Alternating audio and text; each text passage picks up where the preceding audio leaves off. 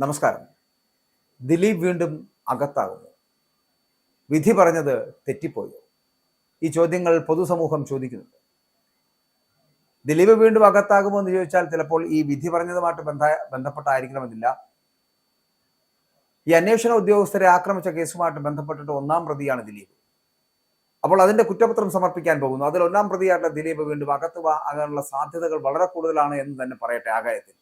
മറ്റൊന്ന്, ഈ നടിയെ ആക്രമിച്ച കേസിൽ നടൻ ദിലീപിനെ കുറ്റവിമുക്തനാക്കിയ കോടതി നടപടികളെയും വിധി പ്രസ്താവന നടത്തിയ എറണാകുളം ജില്ലാ പ്രിൻസിപ്പൽ സെഷൻസ് കോടതി ജഡ്ജിയായിട്ടുള്ള ഹണിയം വർഗീസിനെയും അവഹേളിച്ചും വ്യക്തിഹത്യ ചെയ്തുമൊക്കെ സമൂഹ മാധ്യമങ്ങളിൽ പ്രചരണം നടത്തുന്നവർക്കെതിരെ പോലീസ് സ്വമേധയാ നടപടി സ്വീകരിക്കുന്നില്ല എന്ന് ആഭ്യന്തര വകുപ്പിനെതിരെ ഗുരുതര ആരോപണവുമായിട്ട് ലഭിച്ച പരാതി അന്വേഷിക്കുവാൻ സംസ്ഥാന പോലീസ് മേധാവിക്ക് മുഖ്യമന്ത്രിയുടെ പോലീസ് ഇപ്പോൾ ഒരു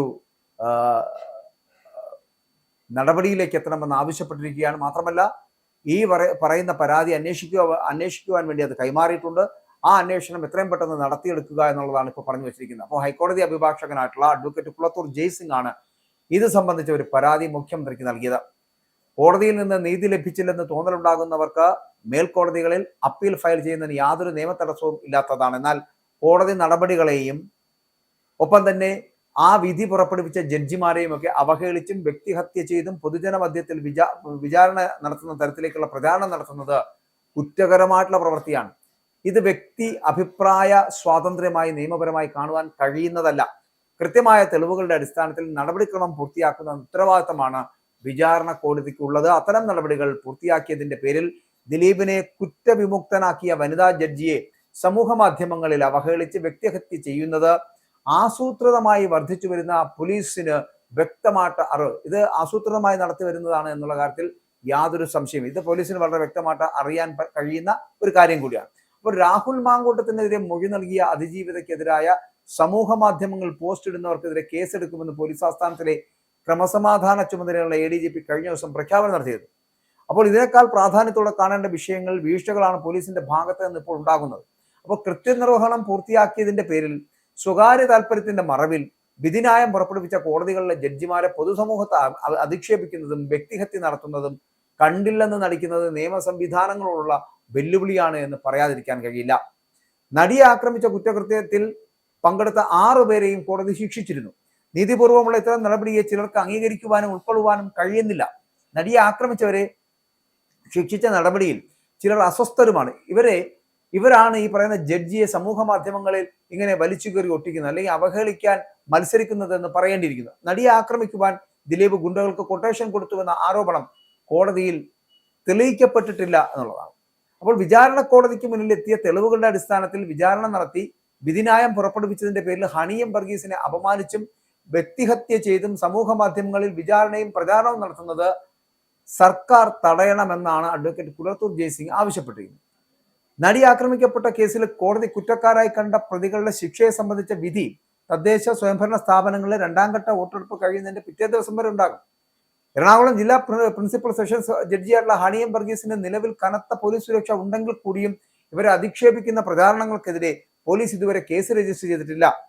വിചാരണ വേളയിൽ കോടതി നടപടിക്രമങ്ങളെ വിമർശിച്ചതിന് വിചാരണ കോടതി ചിലർക്ക് കോടതി അലക്ഷ്യ നോട്ടീസ് നൽകിയിരുന്നു എന്നല്ലാതെ ഇതിന്റെ തീർപ്പ് വരുന്ന 12ാം തീയതി, അതായത് ഇന്ന് തന്നെ ഉണ്ടാകുമെന്നാണ് പ്രതീക്ഷിക്കുന്നത്. അതിലേക്കൊക്കെ കാര്യങ്ങൾ പോകേണ്ടതുണ്ട്. ഇന്നിപ്പോ ദിലീപിന്റെ വിഷയവുമായിട്ട് ബന്ധപ്പെട്ടിട്ട് ആ വിഷയത്തിൽ വിധി വരുമ്പോഴും ആ വിധി ഏതൊക്കെ തരത്തിൽ അവർക്ക് ലഭിക്കുന്നു എന്നതിനെ കുറിച്ചുള്ള ആശങ്ക നിലനിൽക്കുമ്പോഴും ദിലീപ് എന്തുകൊണ്ടാണ് രക്ഷപ്പെട്ടത് എന്നുള്ള ചോദ്യമാണ് പൊതുസമൂഹം ചോദിച്ചുകൊണ്ടിരിക്കുന്നത്. പൊതുസമൂഹത്തിന്റെ മുന്നിൽ ഇപ്പോൾ കഴിഞ്ഞ ദിവസമൊക്കെ ജയശങ്കറിന്റെ ഒരു പോസ്റ്റ് കണ്ടപ്പോൾ അഡ്വക്കേറ്റ് ജയശങ്കർ പറയുന്നത് ജയശങ്കറുമായിട്ട് ബന്ധമുള്ള അല്ലെങ്കിൽ ജയശങ്കറിന്റെ ബന്ധുവായിട്ടുള്ള ആള് അല്ലെങ്കിൽ തൊട്ടടുത്ത് താമസിക്കുന്ന ആളാണ് ദിലീപ് എന്നും ആ ദിലീപിന് ഇത്തരത്തിലുള്ള ചില ന്യൂനതകൾ ഉണ്ട് എന്ന് പറയുമ്പോഴും എങ്ങനെയാണ് രക്ഷപ്പെട്ടത് എന്ന് ചോദിച്ചാൽ അത് ചിലപ്പോൾ തെളിവുകളുടെ അഭാവത്തിലായിരിക്കാം ദിലീപ് രക്ഷപ്പെട്ടത് എന്ന് അഡ്വക്കേറ്റ് ജയശങ്കറും പറഞ്ഞു വെക്കുന്നുണ്ട്. പക്ഷെ ഇതിനകത്തൊക്കെ പൊതുസമൂഹത്തിന് മനസ്സിലാകാത്ത, എന്നാൽ അവർക്ക് ഇനിയും വിശ്വസിക്കാൻ കഴിയാത്തതാണ് ഈ ദിലീപ് ഇതിനകത്ത് ഉൾപ്പെട്ടിട്ടില്ല എന്നുള്ളത്. കാരണം നമുക്കറിയാം, ഏകദേശം 8 വർഷത്തോളം ആകുന്ന കേസിൽ ദിലീപിനെയാണ് 3-4 മാസങ്ങൾക്ക് ശേഷം, ഈ സംഭവം നടന്ന് 4 മാസങ്ങൾക്ക് ശേഷം അറസ്റ്റ് ചെയ്തത്. അതിനകത്തൊരു ഗൂഢാലോചന ഉണ്ടായിരുന്നു. ആ ഗൂഢാലോചനയിൽ പങ്കെടുത്തിട്ടുള്ളത് അല്ലെങ്കിൽ ആ ഗൂഢാലോചന നടത്തിയത് ദിലീപാണ് എന്നുള്ള വാർത്തകൾ അന്ന് നിരന്തരം ഏകദേശം കഴിഞ്ഞ കുറച്ച് കാലങ്ങളായി വന്നുകൊണ്ടിരിക്കുകയായിരുന്നു. പക്ഷെ അതിനകത്ത് മാറ്റമാണ് ഹണിയം വർഗീസിന്റെ വിധി എന്ന് പറയപ്പെടുന്നത്.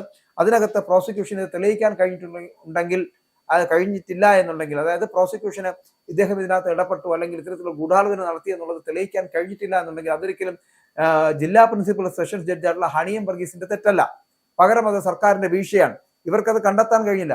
പ്രോസിക്യൂഷന് തെളിവുകൾ വളരെ കൃത്യമായി നൽകുവാൻ കഴിയാത്തത്, അല്ലെങ്കിൽ അത് ഇവർക്ക് നൽകുവാൻ കഴിയാതായി പോയത്, അത് പ്രസന്റ് ചെയ്യാൻ കഴിയാതായി പോയതാണ് ഇവരുടെ ഭാഗത്തെ വീഴ്ച. അതാണ് പ്രോസിക്യൂഷന്റെ വീഴ്ച. ആ പ്രോസിക്യൂഷന്റെ വീഴ്ചയെ ഇപ്പോൾ ഹണിയം വർഗീസ് എന്ന് പറയപ്പെടുന്ന ജഡ്ജിയുടെ തോളിൽ കെട്ടിവെച്ച് അവരെ അധിക്ഷേപിക്കേണ്ട എന്ത് കാര്യമാണുള്ളത്? അപ്പോൾ ഇത്തരത്തിലുള്ള പ്രവണതകൾ നടത്തുന്ന അവരവർക്ക് ഇഷ്ടമെന്ന് തോന്നുന്ന തരത്തിലുള്ള വിധിന്യായം വരുമ്പോൾ മാത്രമാണ് ആ വിധിന്യായത്തിനോട് നിൽക്കാൻ ഇവർക്ക് കഴിയുക എന്നുള്ളത്. അല്ലാത്ത ഈ സൈബർ ആൾക്കാർ എന്ന് പറയപ്പെടുന്നത് ഏവരെയും ഏതു സമയവും എങ്ങനെയും ആക്രമിക്കാൻ പോരുന്നവരാണ് എന്നുള്ളതാണ്. അതിന്റെ ഏറ്റവും ഉത്തമ ഉദാഹരണമാണ് ജഡ്ജിയെ പോലും, ജില്ലാ പ്രിൻസിപ്പൽ സെഷൻ ജഡ്ജിയുള്ള ഹണിയം വർഗീസിനെ പോലും വളരെ കൃത്യമായിട്ട് ടാർഗറ്റ് ചെയ്തുകൊണ്ട് ഇങ്ങനെ സമൂഹ മാധ്യമങ്ങളിൽ അവഹേളനം നടത്തിക്കൊണ്ടിരിക്കുന്നത്. അപ്പോൾ ഇതിനൊക്കെ ഒരു മാറ്റം വരുത്തേണ്ടതുണ്ട്. മുഖ്യമന്ത്രി അടക്കം ഇടപെടേണ്ടതുണ്ട്. ഹണിയം വർഗീസ് എന്ന് പറയപ്പെടുന്ന ജഡ്ജിയെ പോലും ഇങ്ങനെ അവഹേളിക്കുന്ന തരത്തിലേക്ക് എത്തപ്പെടുകയാണെങ്കിൽ നമ്മുടെ നീതിയും നിയമവും ഇവിടുത്തെ നീതിന്യായ വ്യവസ്ഥയും ഒക്കെ എന്തായിരിക്കും? മറ്റൊരു കാര്യം പറയാനുള്ളത്, ഗോപാലകൃഷ്ണൻ എന്ന ദിലീപിന് വീണ്ടും ജയിൽ ഒരുങ്ങുന്നുണ്ടോ എന്ന് ചോദിച്ചാൽ ചിലപ്പോൾ ഒരുങ്ങുമായിരിക്കും എന്ന് പറയാതിരിക്കാൻ കഴിയില്ല. കാരണം ഈ നടി ആക്രമിക്കപ്പെട്ട കേസുമായിട്ട് ബന്ധപ്പെട്ടുള്ള അന്വേഷണം നടക്കുന്ന സമയത്തിന് അന്വേഷണ ഉദ്യോഗസ്ഥരെ കൊല ചെയ്യുന്നതിനുമുള്ള ശ്രമങ്ങൾ നടത്തി എന്നുള്ള ആരോപണത്തിൽ കുറ്റപത്രം സമർപ്പിക്കാൻ പോവുകയാണ് കേരള പോലീസ്. ആ കേരള പോലീസിന്റെ ആ ഒരു കുറ്റപത്രത്തിനുള്ളിൽ ഒന്നാം പ്രതിയായിട്ട് നിൽക്കുന്നത് ഇതേ ദിലീപ് തന്നെയാണ്. ദിലീപ് അവിടെ ഇനി ഏത് വാദം പറഞ്ഞായിരിക്കും ജയിക്കാൻ പോകുന്നത്? എങ്ങനെയായിരിക്കും ഈ കൊലപാതകത്തിൽ നിന്ന് അല്ലെങ്കിൽ കൊല ചെയ്യപ്പെടുവാനുള്ള ആക്രമണ ഗൂഢാലോചന പദ്ധതിയിൽ നിന്ന് എങ്ങനെയായിരിക്കും ദിലീപിന് രക്ഷപ്പെടാൻ കഴിയുക എന്നുള്ളതൊക്കെ വലിയ ചോദ്യചിഹ്നമായി നിൽക്കുകയാണ്. അതിൽ ഒന്നാം പ്രതിയാണ് ദിലീപ്. അങ്ങനെയുള്ള ആളിന് ജയിലിൽ ലഭിക്കുമോ എന്നതിനെ കുറിച്ച് ആശങ്കയുണ്ട് പൊതുസമൂഹത്തിന് എന്നുള്ള കാര്യത്തിൽ തർക്കമില്ല.